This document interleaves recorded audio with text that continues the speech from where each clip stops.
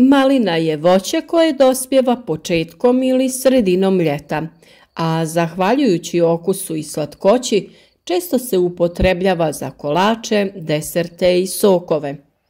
Konzumacija ovog voća najbolja je pri berbi ili nekoliko sati nakon berbe. U svježem stanju ne može dugo stajati, već se mora zamrzavati, što zna biti otežavajući faktor u uzgoju i plasmanu maline. U posljednjih nekoliko godina malina je dosezala velike cijene, što najčešće na tržištu može prouzrokovati probleme. Puno posla, nedovoljna edukacija te ulaganje u nove načine uzgoja maline dovode do toga da se više ljudi prestaje baviti malinarstvom. I zaista, uzgoj maline je posao koji iziskuje puno truda i odricanja. Duže vremena nismo radili video o malinama, pa ćemo u ovom videu pričati o sadnji i povećanju prinosa maline. Kod uzgoja voća i povrća treba težiti boljim prinosima sa manje površine tla koja se obrađuje, jer je to bitno kada se gleda isplativost uzgoja nekih biljaka.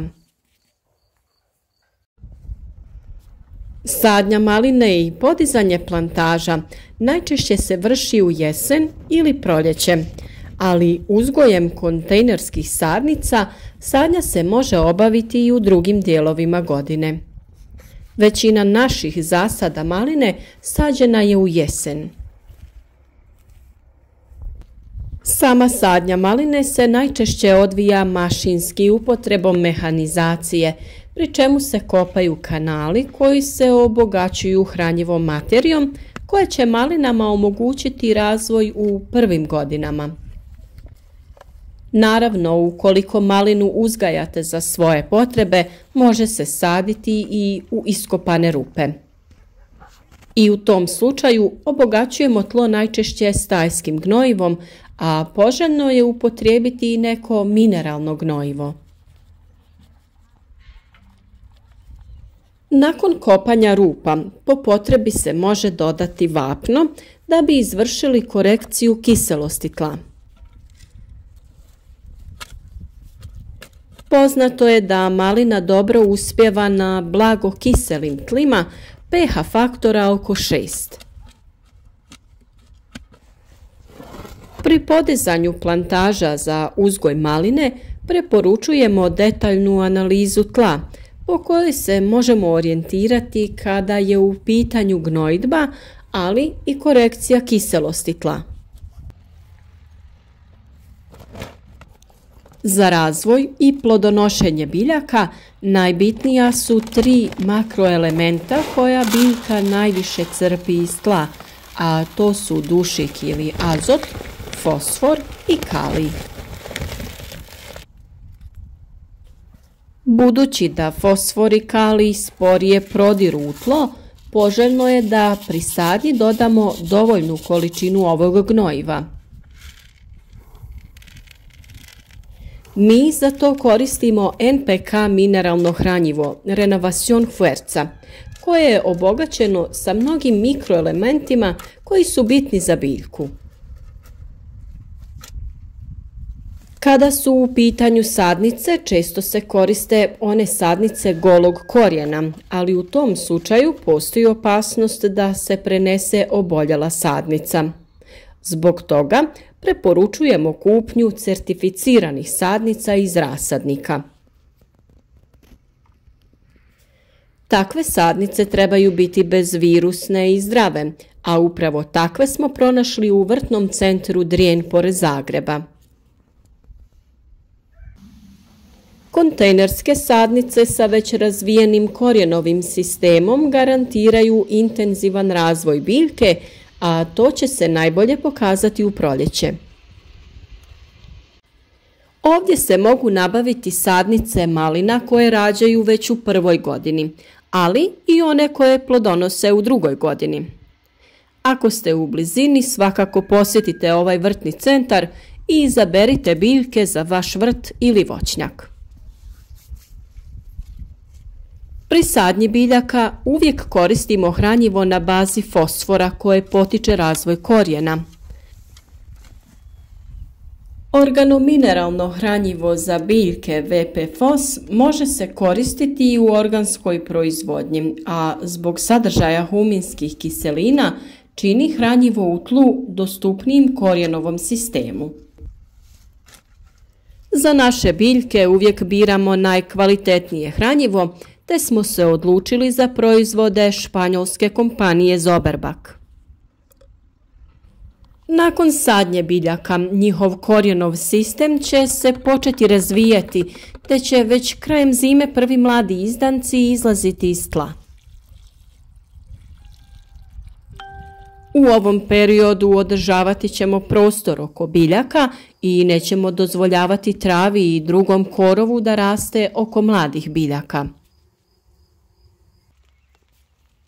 Može se koristiti neki oblik malča, a korov se može održavati ručnom obradom tla ili mehanizacijom. Mi u ovoj fazi koristimo plitko frezanje tla kojim razbijamo površinski sloj i uništavamo korove. Ovdje je jako bitno i redovito uništavati korove u prostoru gdje rastu izdanci maline. Kod uzgoja maline ovo je najčešće i najteži posao. Da bi se došlo do ovakvog uroda i biljaka koje imaju dobro razvijene rodne grane, potrebno je redovito navodnjavanje i prihrana. U stadiju razvoja rodnih grana potrebno je dodavanje dušičnih hranjiva da bi se postigla zadovoljavajuća dužina, a biljke dobile dovoljno lisne mase za razvoj plodova. Period cvjetanja maline traje oko mjesec dana, a nakon pojave cvijeta potrebno je oko mjesec dana do berbe. Zbog toga i berba traje mjesec dana. Za bolji razvoj plodova potrebno je prihranjivati biljke hranjivima na bazi kalija, a takvo hranjivo možemo dodavati kroz sistem za navodnjavanje, ali i folijarnom prihranom preko lista. Ovakav način prihrane biljaka je puno efikasniji i djelotvorniji i mi ga koristimo kod razvoja biljke, ali i u početnom razvoju ploda. Za takvu namjenu idealno je organomineralno gnojivo Quality, koje ubrzava dozrijevanje te poboljšava fotosintezu u listovima biljke, što dovodi do boljeg razvoja ploda. Upravo u fazi razvoja ploda često dolazi do deformacija na plodovima, što ni u kojem slučaju nije poželjno. Kod malina se ovaj problem može prepoznati po plodovima podijeljenim na dva dijela. Ova pojava pripisuje se nedostatku kalcija, pa je potrebno biljku prihraniti hranjivom koje sadrži kalcij. To možemo uraditi dodavanjem kalcija u tlo, ali kada dođe do pojave loše formiranih plodova, potrebna je brza reakcija da bi ostali plodovi koji se razvijaju bili uredni. Najbržu prihranu biljke možemo napraviti folijarnom prihranom preko lista, a najbolje hranjivo za tu namjenu je Vital Power Calcio. Često smo ovo hranjivo upotrebljavali i kod vršne truleži paradajza ili paprike. Po ovome može se zaključiti da je kalcij jedan od bitnih elemenata u uzgoju voća i povrća. Već smo rekli da isplativost uzgoja maline ovisi o cijeni, ali i o prinosima. Potrebno je težiti većim prinosima sa manjih površina, a to se može postići samo savremenijim agrotehničkim mjerama i upotrebom hranjiva koja daju bolje rezultate. Tu smo da pomognemo svakom ko se bavi ili se planira baviti uzgojem maline ili nekog drugog voća ili povrća. U našim videima možete pronaći mnoštvo korisnih savjeta o uzgoju biljaka, pa ako do sada niste, zapratite naš kanal. Podijelite video sa prijateljima na društvenim mrežama da bi do drugih ljudi došle te informacije. Ako budete vi imali pitanja vezanih za uzgoj, slobodno nam se javite u komentarima ispod videa. Biti će nam zadovoljstvo odgovoriti vam. Također možete nam se pridružiti na Facebooku u našoj grupi Proizvodnja voća i povrća gdje možemo razmijeniti iskustva o uzgoju biljaka.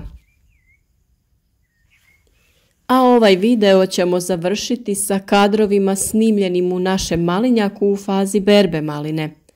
Često fizički naporan posao, ali pun opuštene atmosfere gdje se čovjek psihički odmori i rastereti svih loših misli. Pratite i vi naše savjete i ostvarite velike prinose u proizvodnji voća i povrća.